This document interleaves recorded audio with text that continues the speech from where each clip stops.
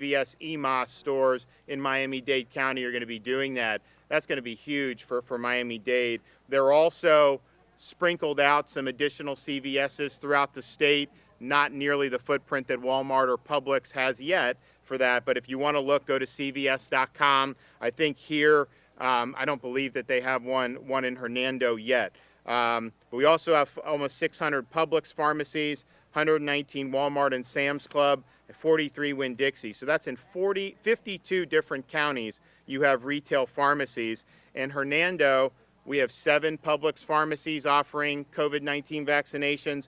We have 1 Walmart pharmacy, and we have 1 Winn-Dixie pharmacy in Hernando County. So Publix window open again today, publix.com/COVID vaccine. Walmart is walmart.com/COVID vaccine. And then Winn-Dixie is winn-dixie.com/pharmacy/COVID vaccine. So keep looking for those. If you hadn't been able to get an appointment, I do think the demand is going to start to soften over the next week or two. As many of you know, we had 200 Moderna doses in many states as well that were delayed because of the winter storm. So you had them sitting, you couldn't get into the warehouses, there was snow, there was all this stuff. All that is now in the state.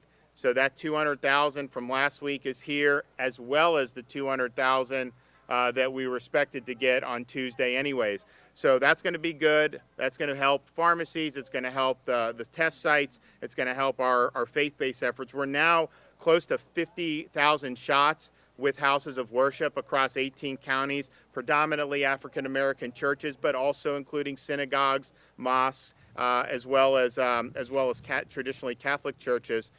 We also have 87 permanent community vaccination sites, and those are open all week. So here in Hernando, the permanent site is at the Hernando County Fairgrounds. So they're doing over 3,000 a week, and if they can do more, you guys talk to me, I think we'd be able to do more with given the vaccines that are starting to come. This is one of our senior community vaccination efforts. As Andy said, we were in Mainlands in Pinellas Park on Friday, and I can tell you they were very happy to have that. I mean, they have a pretty active community there. They've been much less active since the dawn of COVID. A lot of folks wrote into us just saying how thankful they were to be able to hopefully start turning the page here and being more active.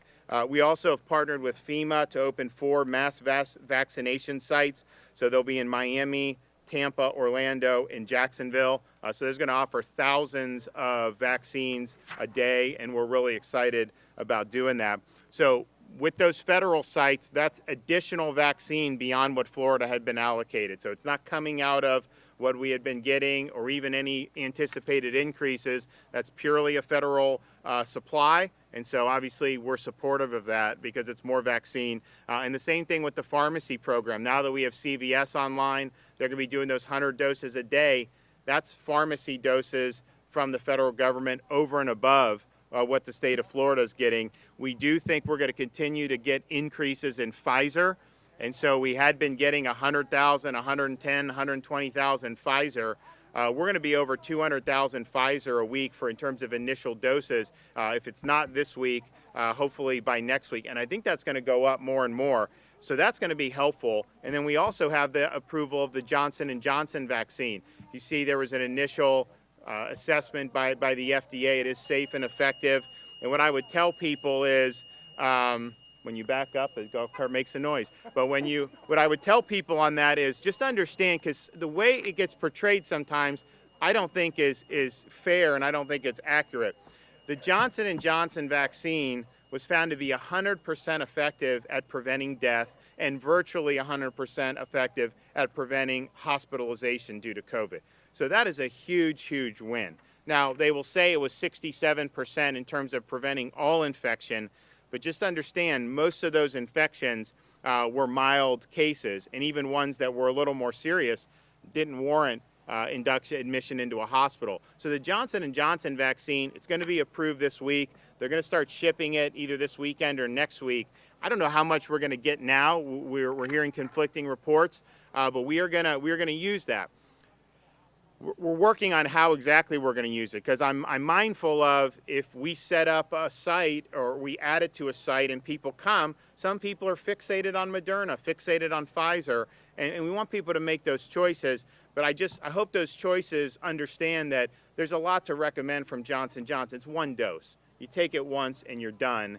And the clinical trials were very, very effective in terms of preventing hospitalization and mortality, which, look, yeah, no one wants to get infected with anything, but if you get infected and it's mild and you move on, that's a win, given that this is something that can obviously be more threatening to people. So I think the J&J is going to be really good. We're going to work to see exactly how we use it, but we are going to use it, and we're going to make that available for folks, perhaps in pharmacies, perhaps with doctors' offices. We're going through those right now. But Floridians, if all goes to plan, you should start seeing Johnson & Johnson sometime next week. That's the plan that they're going to do. Approve.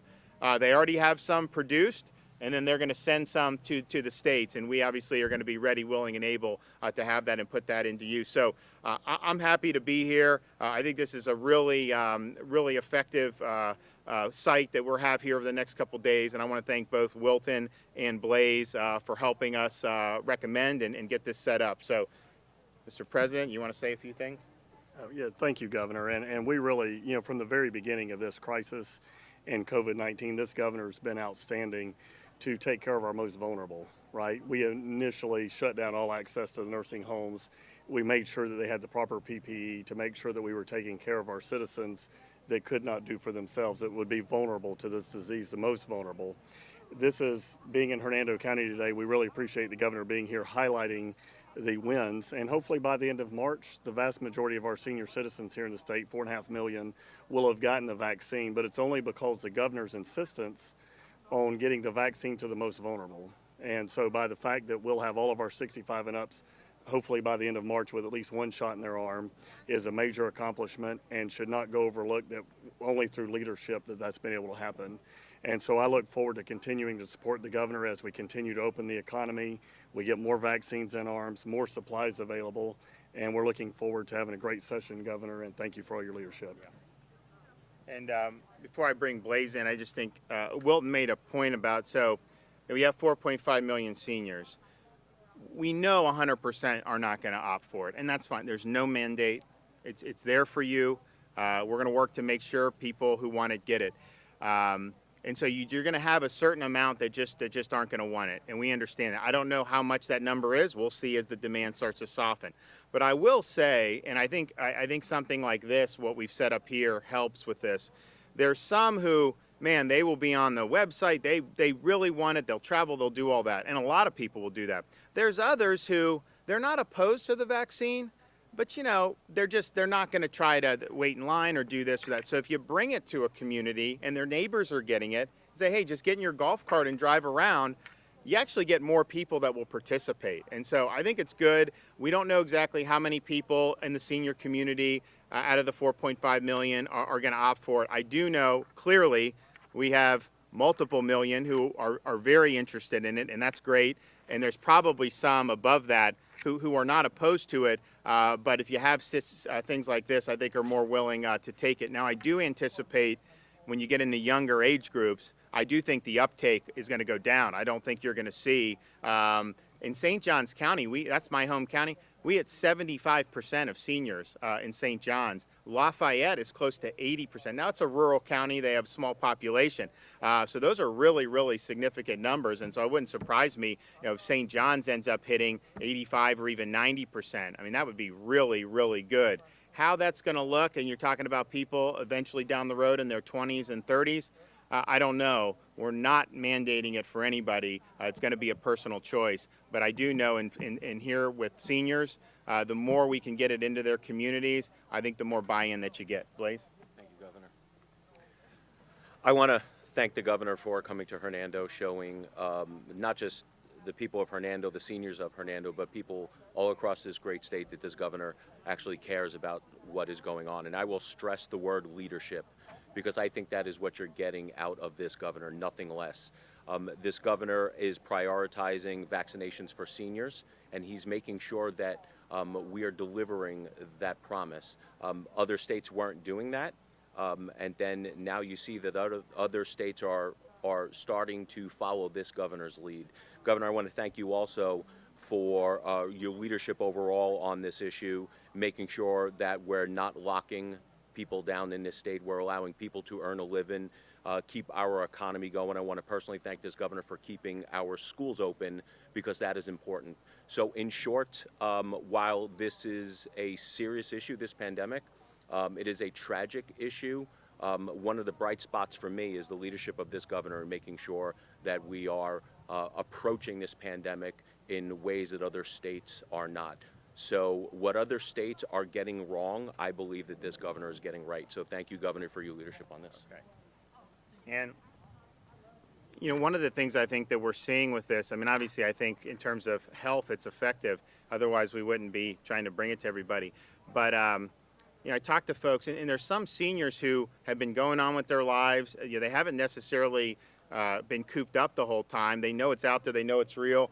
But they're living. But even some of those would tell me getting the shot was a sense of relief. I mean, it did feel good to be able to get it, even though some of these folks had been very active. But it's kind of like you can move on to the next chapter, and we definitely saw that in Mainlands. I think a lot of those folks were really excited about it, and we're very excited as well. So we're going to keep doing it. I think that I think no state has done as much as Florida, one, in terms of prioritizing seniors, but the way we've had so many different options between state sites, county health, hospitals, retail pharmacies, working with the churches, doing our homebound program. You know, we're over 1,300 homebound seniors that we've done. We've done a lot of World War II veterans. We've done a lot of Korean veterans. So we're proud of that. We're proud of being able to set up shop here in Hernando County. And if you have a Pasco site that you recommend, maybe we'll get that teed up too. That's right. All right, any questions? Governor, recently you hinted at people that might be eligible after this group. The Kaiser Family Foundation recently reported that Florida is the only state that has not yet specifically delineated who will be in the next group. When would you be planning on doing that, laying out those specifics? When can people know? So we're going to do it based on the facts and circumstances on the ground, based on vaccine availability, and based on progress getting through the 65 and plus population. If you notice, a lot of those folks adopted plans, and then they've already had to change the plans. We haven't done that. I mean, we looked at the recommendations from ACIP and CDC. We respectfully rejected those and said we're putting seniors first. And that's what we're doing. And we have well over 2 million seniors. We're going to have hundreds of thousands of more over the next however many days, and hopefully we get in that spot. I did announce yesterday in Miami, given that we have these federal sites, you know, we are going to be able to offer, starting next week, and we'll have more announcement on that at the beginning of the week, law enforcement and classroom teachers age 50 and up. And we think we can do that, given the additional vaccine, without it impinging on the senior population. And then once we get to the point of the senior population where we start to see the demand go down, then we obviously are going to lower the age and get people at a minimum 60 and then maybe even 55 right off the bat. But it really is dependent on making sure we have the supply and doing that. What I didn't want to do is say, okay, everyone sign up who's 50, 55 or above, and then people sign up and then the vaccine supply not be there. So we're very methodical with it. We look at the numbers every day, of course, monitoring the percentage of seniors in each county that have been vaccinated. But we have been very steadfast in putting seniors first. But you are going to start to see some, and then what's going to happen, I think it'll happen very quickly if the Pfizer is really increased as much as we think it may be, and the J&J, then all of a sudden you're going to have a lot more options. And remember, for most of January, we're getting 250 to 266,000 initial doses a week. Now, we used all those, and that's fine, but now we're in a situation where you have hundreds of thousands more potentially that'll be available in Florida on a weekly basis. And so that'll make a really big difference.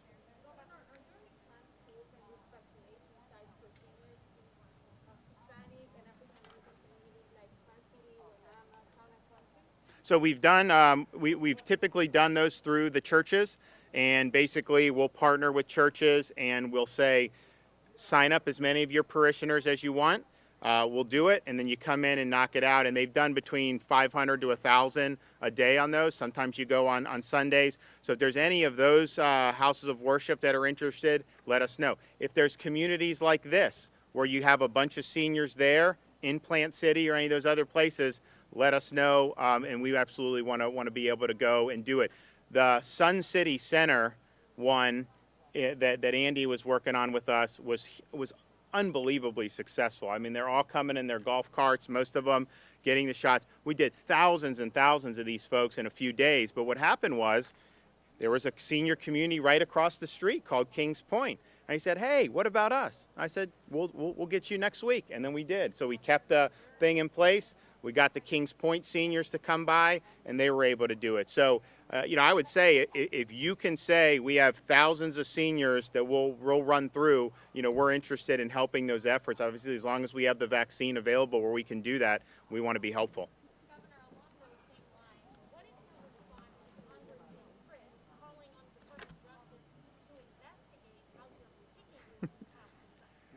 Well, I think there's some people who are more upset at me for vaccinating seniors than they are for other governors whose policies have killed seniors.